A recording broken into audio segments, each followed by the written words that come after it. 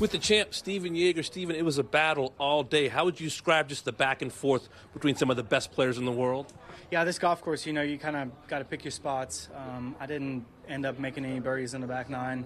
One really good par save on 13. That was huge. I try to get as many birdie looks as I possibly could, and I think the only bad putt I hit on 117, that was the only kind of miss hit.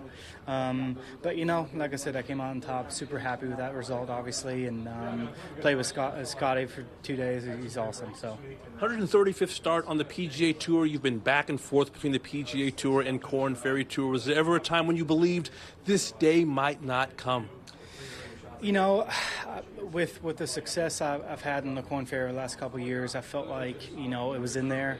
I just had to change a couple of things in my game that weren't suited for the PGA Tour. And once I kind of felt like that was getting in the right direction, I felt like I could do it for sure. But we all have dark spots in golf. That's kind of part of the game. And you just kind of persevere through it and keep believing, keep doing your thing, keep working hard, and eventually the day will come. What changed specifically from a physical standpoint and then maybe from a mental standpoint as well?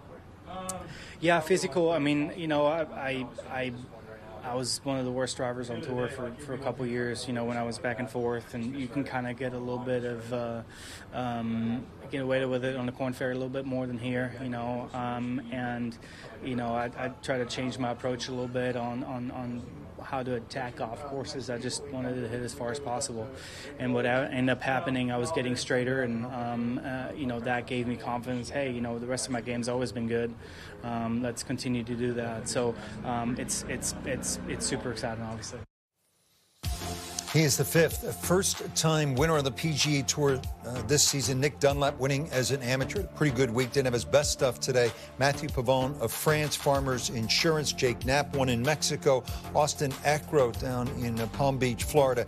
And now Stephan Jaeger has won. He does it with 9 consecutive pars on that back nine. Didn't quite expect that, but with those swirling winds, particularly holes 11 through 15. Golf course was tough today.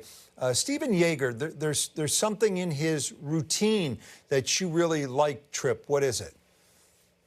Well, I love a lot of things about him. Before I get to the routine, Rich, is the fact that he went about adding speed to his game, and he's accomplished it. He's longer than he's ever been.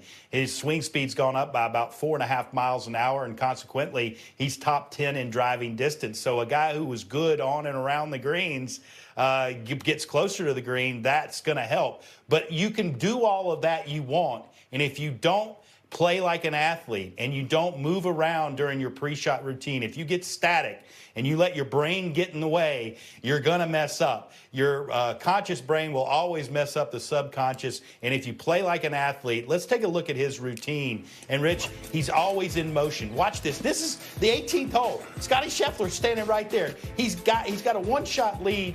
He's got to hit the fairway here, and he's got the best chance of his life to win on the PGA Tour. Look at him staying in motion. He never stops, and then he totally lets it go.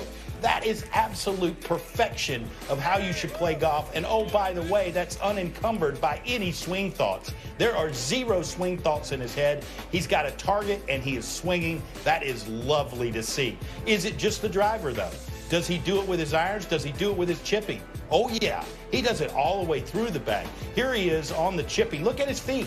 Look at it. They were always moving. He looked at the hole. He came back, and then he just let it happen. Beautiful, absolute execution to a tee. He looks like somebody standing in the batter's box waiting for that pitch to come, and then he just reacts. Same thing on the putting. Does he stand around a lot? Does he take a lot of time? No, he's got the read. He's got where he wants it to go. You can see him always moving. Look at his feet. Head back to the ball and just let it go, and it goes right in the middle. That would be the last birdie he would make, but it would be the most important one he made And I tell you what, it is great to see somebody transform not only their long game and getting longer and better with the driver, but using that execution and playing unencumbered with thought. It is exceptional to see. And I tell you what, you look at what he's done this year, getting in contention a couple of times, 2 third-place finishes. You knew it was was going to be only a amount of time. Sometime this year, he was probably going to have a really good chance to win on Sunday, and he did not let this one slip away.